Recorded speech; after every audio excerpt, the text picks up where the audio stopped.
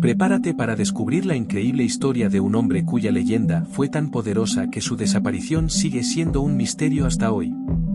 Esta es la historia de un líder revolucionario que fue tan influyente como Fidel Castro y el Che Guevara, pero cuyo nombre ha quedado en las sombras.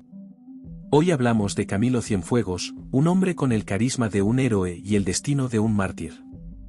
En este vídeo, vamos a explorar cómo un joven sin formación militar ni política se convirtió en uno de los personajes más queridos de la Revolución cubana. Descubriremos sus hazañas, su influencia, y lo más intrigante de todo, su misteriosa desaparición. Esto es Viajando por la Historia, y si disfrutas aprendiendo sobre los grandes personajes del pasado, apóyanos suscribiéndote a nuestro canal, compartiendo este vídeo y dejando tus comentarios abajo.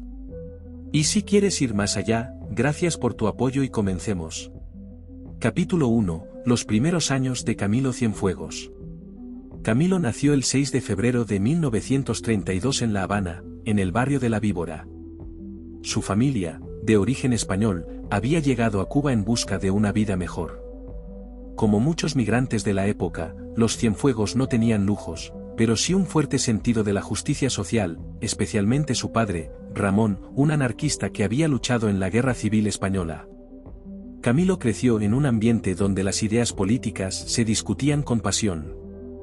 Desde pequeño, mostró un gran carisma y una habilidad natural para comunicarse con las personas. Era un joven inquieto, siempre buscando nuevos desafíos, pero jamás imaginó que acabaría siendo uno de los líderes más importantes de la Revolución cubana. ¿Qué crees que inspira a una persona a dejar todo para unirse a una revolución? Piensa en esto mientras exploramos cómo Camilo pasó de ser un joven humilde a convertirse en un comandante. Capítulo 2. Un camino inesperado hacia la revolución. A lo largo de su juventud, Camilo no tenía grandes aspiraciones revolucionarias. De hecho, aunque participó en manifestaciones estudiantiles, nunca estuvo alineado con ninguna ideología política en particular. Era más un joven común, buscando oportunidades en medio de la dura situación económica de su familia.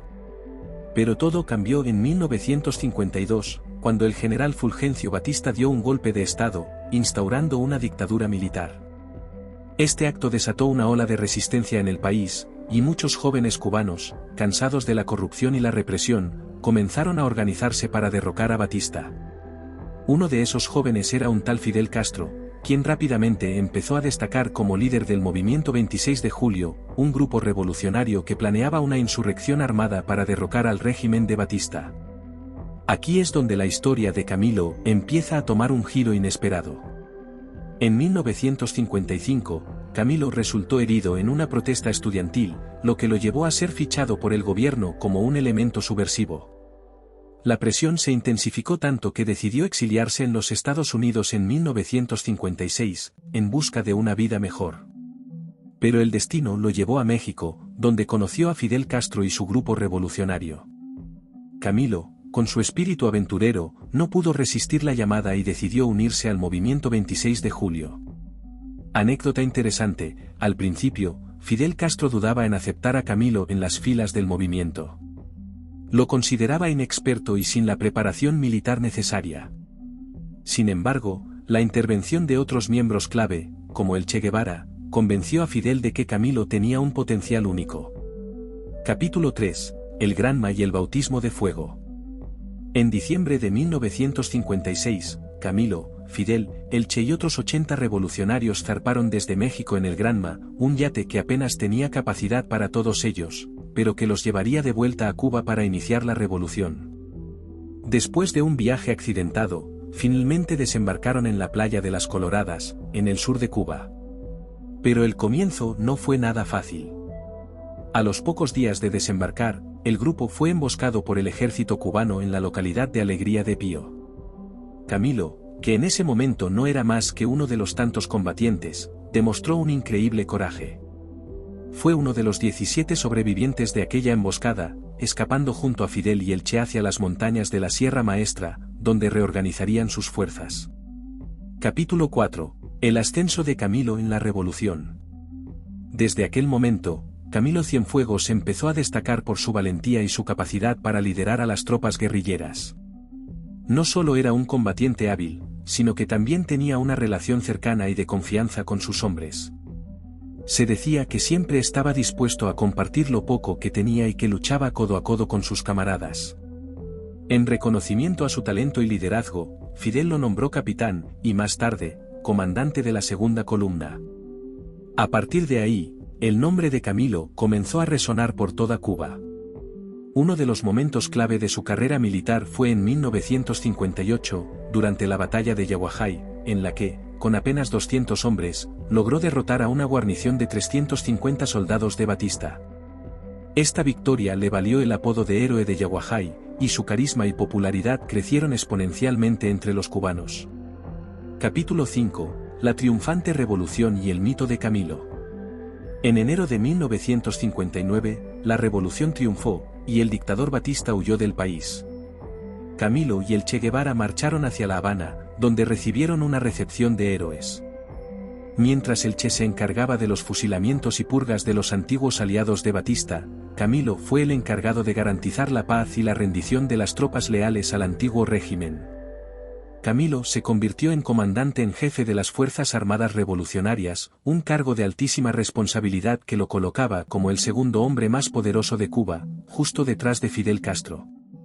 Frase icónica: durante un discurso en enero de 1959, Fidel le preguntó a Camilo, frente a miles de personas, ¿voy bien, Camilo? A lo que Camilo respondió, vas bien, Fidel. Esta frase se convirtió en un símbolo de lealtad y camaradería entre ambos. Capítulo 6. La desaparición misteriosa de Camilo. Pero el poder también trae consigo tensiones internas.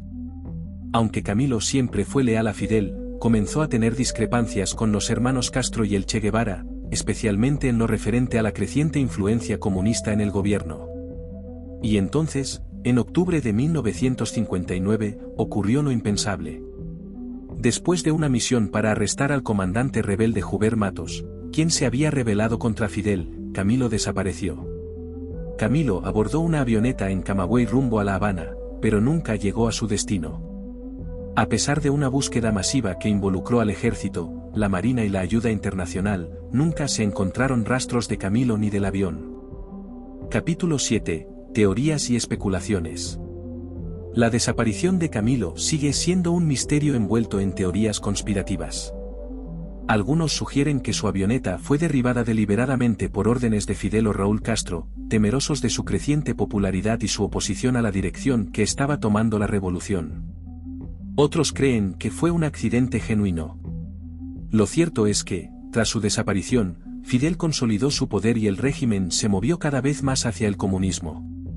Capítulo 8. El legado de Camilo. Aunque nunca sabremos con certeza qué ocurrió con Camilo, su leyenda vive en el corazón de los cubanos. Era un líder carismático, cercano al pueblo, y su desaparición lo convirtió en un mártir de la revolución. Hoy, su imagen sigue presente en los monumentos de Cuba y en la memoria de quienes lo conocieron. Gracias por acompañarnos en este recorrido por la vida de Camilo Cienfuegos, una de las figuras más enigmáticas y queridas de la Revolución cubana. Si disfrutaste este vídeo, no olvides suscribirte, dejarnos tu comentario y compartirlo con tus amigos. Esto es Viajando por la Historia. Nos vemos en el próximo vídeo.